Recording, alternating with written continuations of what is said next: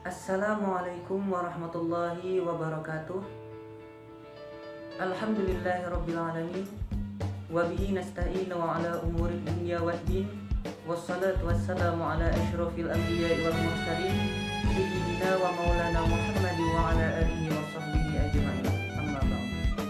Baiklah, di sini saya akan menjelaskan materi dari makalah pribadi saya yang berjudul Peran Santri Abangan dan Priai dalam Pertumbuhan dan Perkembangan Ekonomi Syariah. Latar belakang saya dalam mengangkat video ini yaitu melihat ekonomi syariah sebagai salah satu hal yang banyak diperbincangkan di masa sekarang. Kemudian saya kaitkan dengan sebuah teori istilah trikotomi yang lahir dari seorang ahli yang bernama Clifford Geertz yang meneliti tentang keagamaan masyarakat Jawa, dan beliau menemukan tentang 3 varian keagamaan Jawa, yaitu santri, abangan, dan priai. Dengan begitu, ketiga varian keagamaan Jawa tersebut pastilah memiliki peran terhadap pertumbuhan dan perkembangan ekonomi syariah. Apalagi dengan seiringnya perkembangan zaman, maka ketiga istilah ini bukan hanya digunakan dalam kalangan masyarakat Jawa saja, tetapi sudah bersifat umum dan menyeluruh. Jadi, yang ingin saya tekankan di sini adalah peran daripada santri, abangan, dan priai di masa sekarang terhadap pertumbuhan dan perkembangan ekonomi syariah. Identifikasi masalahnya adalah lemahnya pengetahuan masyarakat terhadap ekonomi syariah dan kurangnya peran berbagai kalangan terhadap pengembangan ekonomi syariah. Rumusan masalah yang saya angkat adalah apa konsep dasar dan karakteristik ekonomi syariah, serta bagaimana peran santri, abangan, dan priai bagi ekonomi syariah itu sendiri. Mungkin langsung saja kita masuk ke dalam penjelasan dengan video pembelajaran berikut ini.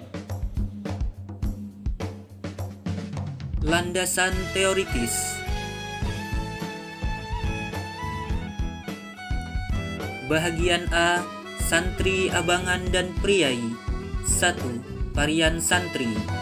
Pasar terlepas dari penguasaan etnis Cina yang tidak menjadi pengamatan Geertz diasosiasikan kepada petani kaya dan pedagang besar dari kelompok Islam berdasarkan kondisi historis dan sosial di mana agama Timur Tengah berkembang melalui perdagangan, dan kenyataan yang menguasai ekonomi Mojokerto adalah mereka yang memunculkan subvarian keagamaan santri. Kedua, varian abangan.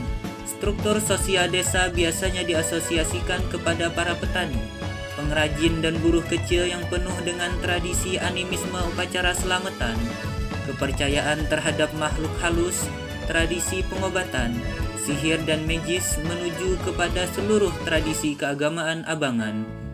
Ketiga, varian priai.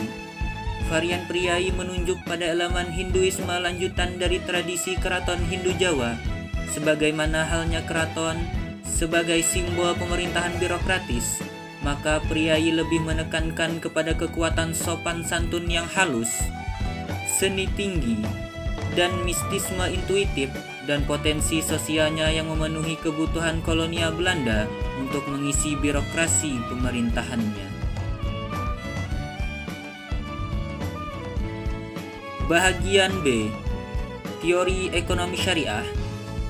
Pertama, menurut M. A. Manan, ekonomi syariah adalah ilmu pengetahuan sosial yang mempelajari masalah-masalah ekonomi rakyat yang diilhami oleh nilai-nilai Islam. Kedua, Muhammad Abdullah Al-Arabi. Ekonomi syariah ialah kumpulan dasar-dasar umum ekonomi yang kita simpulkan dari Al-Quran dan Sunnah, di mana merupakan bangunan perekonomian yang didirikan di atas landasan dasar-dasar tersebut sesuai tiap lingkungan dan masa. Ketiga, menurut Prof. Dr. Zainuddin Ali, Ekonomi syariah adalah kumpulan norma hukum yang bersumber dari Al-Quran dan hadis yang mengatur perekonomian umat manusia. Keempat, menurut Dr. Mardani, ekonomi syariah yaitu usaha atau kegiatan yang dilakukan oleh per orang atau kelompok orang atau badan usaha yang berbadan hukum atau tidak berbadan hukum dalam rangka memenuhi kebutuhan yang bersifat komersial dan tidak komersial menurut prinsip syariah. Pembahasan peran santri, abangan, dan priai bagi pertumbuhan dan perkembangan ekonomi syariah.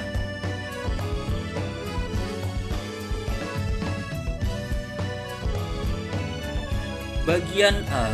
Konsep dasar dan karakteristik ekonomi syariah. 1. Pengertian ekonomi syariah. Ekonomi Islam telah mulai dipraktekkan sejak agama Islam itu diturunkan. Menurut S.M. Hasanuzzaman, ilmu ekonomi syariah adalah pengetahuan dan aplikasi ajaran-ajaran dan aturan-aturan syariah yang mencegah ketidakadilan dalam pencarian dan eksplorasi berbagai macam sumber daya untuk memberikan kepuasan lahir dan batin bagi manusia serta memungkinkan mereka melaksanakan seluruh kewajiban mereka terhadap Sang Khalik dan masyarakat.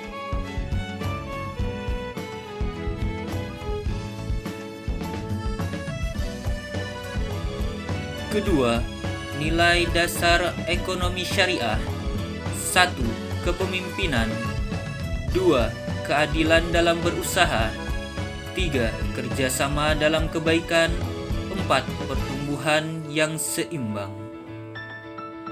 Ketiga, prinsip-prinsip ekonomi syariah. 1. Pengendalian harta individu. 2. Distribusi pendapatan. 3. Optimalisasi bisnis.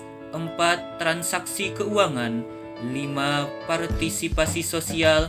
6. Transaksi muamalat. 4. Ciri-ciri ekonomi syariah. 1. Ekonomi yang berasaskan Al-Quran dan Al-Sunnah. 2. Merupakan bahagian daripada keseluruhan sistem kehidupan Islam yang lengkap. 3. Kepentingan individu dan masyarakat dalam ekonomi Islam akan senantiasa diseimbangkan. 4. Walaupun kegiatan ekonomi bersifat kebendaan, tapi bercorak kerohanian. 5. Ekonomi Islam senantiasa sesuai sepanjang zaman dan masa karena sifatnya yang tetap dan dinamik. 6. Asas hukum ekonomi Islam ialah Al-Quran dan Al-Sunnah.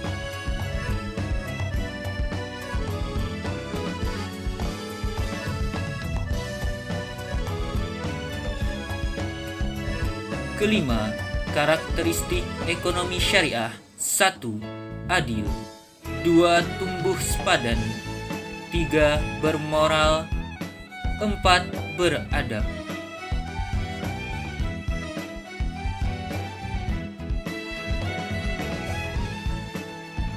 Keenam, tujuan ekonomi syariah. Tujuan akhir ekonomi Islam adalah sama dengan tujuan dari syariat Islam, maqasid al-syariah, yaitu mencapai kebahagiaan di dunia dan akhirat melalui suatu tata kehidupan yang baik dan terhormat, hayatan thayyibah. Maqasid al-syariah adalah mewujudkan kesejahteraan manusia yang terletak pada terpeliharanya 5 kemaslahatan dasar, yaitu agama ad-din, jiwa an-nafs, intelektualitas al-aqal, keturunan an-nafs, dan harta kekayaan al-mal.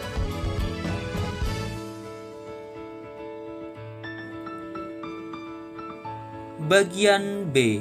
Peran santri, abangan, dan priai bagi ekonomi syariah. 1. Peran santri.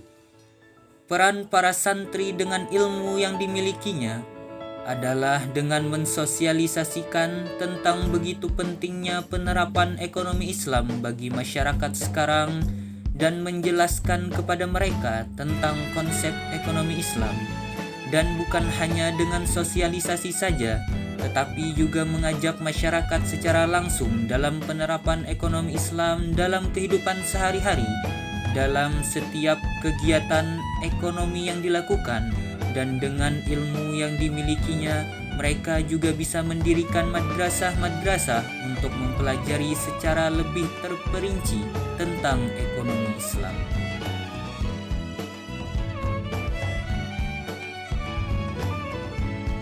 Kedua, peran abangan. Peran abangan atau kaum-kaum kecil dalam pertumbuhan dan perkembangan ekonomi syariah yaitu dapat dilakukan dengan penerapan sistem ekonomi Islam dalam setiap kegiatan ekonominya sehari-hari. Sebagai contoh, seorang petani dalam menerapkan ekonomi Islam dapat dilakukan dengan cara-cara sebagai berikut. Menerapkan sistem bagi hasil pertanian dengan akad muzara'ah, menghindari sistem ijon pada saat penjualan hasil pertanian, membayar zakat harta atas hasil pertaniannya, dan sebagainya.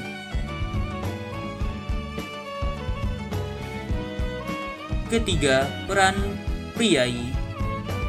Peranan priai atau elit birokrasi pemerintah dalam perekonomian dapat dikategorikan dalam 3 kelompok antara lain. 1. Peran alokasi. Pemerintah berperan dalam menyediakan alat-alat ekonomi yang dibutuhkan masyarakat yang tidak dapat dihasilkan oleh sektor swasta. Kedua, peranan distribusi. Pemerintah berperan untuk mendistribusikan pendapatan dan kekayaan negara demi kesejahteraan masyarakat.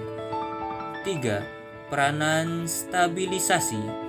Peran pemerintah dalam menjaga stabilisasi ekonomi dapat dilakukan dengan cara menjaga agar permasalahan ekonomi tidak merembet ke sektor lain dan mengendalikan inflasi melalui kebijakan yang dibuat.